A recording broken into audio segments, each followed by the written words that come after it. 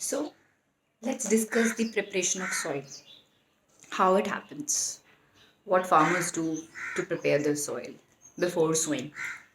So you can read your book. Please open your book NCERT और उसमें से मैं थोड़ा सा पढ़ के आपको बताऊंगी. So the preparation of soil is the first step. ठीक है, it is the first step before growing the crop. Crop को grow करने से पहले it is one of the first step. ठीक है. So इसमें क्या है, one of the most important task in agriculture is to turn the soil and loosen it. इसमें क्या करते हैं, आप क्या करते हो, सॉइल को टर्न करते हो एंड लूज करते हो. आपने देखा होगा आपके फादर खुदाई करते हैं, तो व्हाट डू, आपकी जो पक्की सी जो लेयर होती है सॉइल की, उसको हम क्या करते हैं, खोदते हैं, उसको लूज करते हैं. ठीक है, लूज करेंगे, उसको टर्न करेंगे, नीचे वाली को ऊपर ले आते हैं. ओके, और ऊपर वाली को नीचे ले जाते हैं. Turning and loosening of the soil. Okay, so यहाँ पर क्या है, this allow the roots to penetrate deep into the soil. अब आप लूज कर रहे हो सॉइल को, जब आप उसमें सीड सो करोगे तो वो इजीली ग्रो कर पाएंगे उनकी रूट्स. अगर वो हार्ड सरफेस में कोई चीज़ लगानी है, that is difficult. Loose surface में आप रूट वो ग्रो करोगे तो वो इजीली ग्रो करेगा. हार्ड में उसको कितनी मेहनत करनी पड़ेगी सीड को, है ना. That is why we loose soil. ठीक है, loose and turn the soil so that the roots of the plant जो है they could easily penetrate to the soil. Then the loose soil allows the root to breathe easily. एक second function, second significance या importance क्या हो सकती है turning और losing की, कि ये प्लांट्स को इजीली ब्रीथ करने देती है. जब हम किसी भी सॉइल को लूज कर देंगे तो क्या होगा, उसके अंदर एयर अच्छी तरीके से जाएगी. बाहर एटमॉस्फेयर है, ठीक है, न्नीचे सॉइल है, ज़मीन है, उसके अंदर जो ऑक्सीजन है इट कैन ईजिली पेनिट्रेट. तो वो जो उसकी जो रूट्स हैं दे कैन ब्रीद ईजिली, उसको गैसेज अच्छी तरह, न्यूट्रिशन अच्छी तरह मिल सकता है, इसीलिए बोलते हैं. तो टू बेनिफिट्स क्या बोल सकते हैं, it help in easy penetration of roots.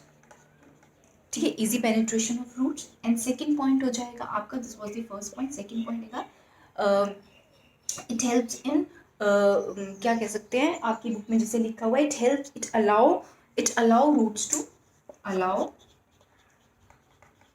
Roots to breathe. ठीक है, तो रूट्स को इजीली ब्रीथ करने देती है ताकि वो अच्छी से उनको सारी गैसेस मिल सके. गैसेस में क्या है, गैसेस में और बहुत सारी, जैसे नाइट्रोजन गैस है, फॉस्फोरस, ये वो पता नहीं क्या क्या चीज़ें हैं, नाइट्रोजनस गैस है, कार्बन डाइऑक्साइड है, सॉरी, ऑक्सीजन है, ये सारी जो है, ये जो गैसेस हैं, these are very important for your plant. तो ईजिली ब्रीथ कर सके उसकी रूट्स आराम से. ये नहीं कि कहीं पर फंसे, जब when you go to some केव, आप सपोज आप किसी केव में जा रहे हो, आपको घुटन सी महसूस होती है, पर अगर वो केव को हम बड़ा कर दें तो आपको थोड़ा सांस लेने में ईजी रहता है. Same is the case with roots also. ठीक है, प्लांट्स के साथ भी ऐसे ही है. ओके, सो ईजी पेनिट्रेशन, ताकि वो नीचे तक जाते, ताकि वो फर्मली जुड़े रहें ज़मीन के साथ. अगर ये पेनिट्रेशन ठीक नहीं होगी तो आपका प्लांट आसानी से निकल जाएगा. क्या फ़ायदा हुआ, थोड़ी सी हवा चली, थोड़ा सा स्टॉर्म आया, देन आपका प्लांट बाहर. ठीक है, तो it is important, easy penetration of the roots, get firmly attach to the ground, then allow roots to breathe. तो ये दो इम्पॉर्टेंट पॉइंट हो गए कि why it is done, loosening and turning of the soil, why तुम खुदाई क्यों करते हो. ठीक है, so this is one thing. इसके बाद है, वहाँ बोल रहे हैं, आपकी बुक में, read that paragraph in your book. The loosened soil help in growth of the earthworm and microbes present in the soil. ये जो लूजनिंग एंड टर्निंग है, इससे क्या होता है, it helps in the growth of micro organism. Microbes means micro organisms which cannot be seen with the naked eyes, very small organisms, and earthworm. आपने देखा होगा अपने गार्डन में, आप मिट्टी लूज करते हो तो यू विल गेट अर्थवर्म, अब नीचे से अर्थवर्म निकलते हैं, है ना. तो it help in growth of micro organism and earthworm. And micro organism और earthworm with they which live in soil, they help in providing nutrition to the plants. Help करते हैं, ये लूजनिंग करते हैं और जो सॉइल के अंदर से न्यूट्रिएंट्स उनको बाहर निकालते हैं.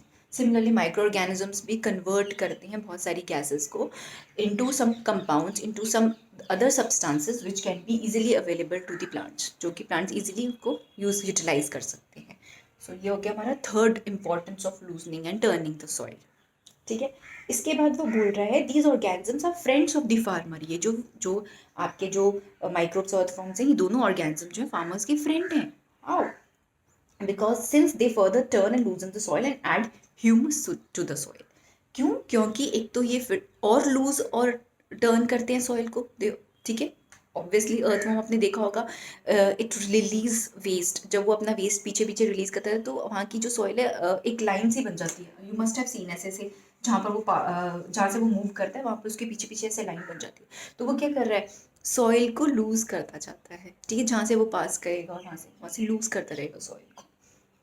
तो it help in loosening and turning the soil and also add humus to the soil। humus provide करता है, मतलब कि उसको और न्यूट्रिशियस बनाता है। जो अपर लेयर होती है सॉइल की, दैट हैज़ डार्क मटीरियल, ठीक है, dark red leaves and microbes, that is known as humus and humus is very good for plant growth. ठीक है, उसमें बहुत सारे न्यूट्रिएंट्स होते हैं, तो it adds humus to the soil. तो आपको ये क्वेश्चन आ सकता है, why earthworm and micro organisms are called friends of the farmer? Because they help in turning and loosening the soil, and second point, they what they do, uh, they add humus to the soil। ठीक है, क्या करते हैं, humus add कर देते हैं soil. ठीक है, और ये तो करते ही हैं, टर्निंग एंड लूजनिंग तो करते ही हैं। ठीक, 3 पॉइंट्स हो गए। Easy penetration of the roots, second allow roots to breathe, third helps in the growth of microorganism and earthworm because they help in turning and loosening the soil further, plus they add humus to the soil। Fine, okay।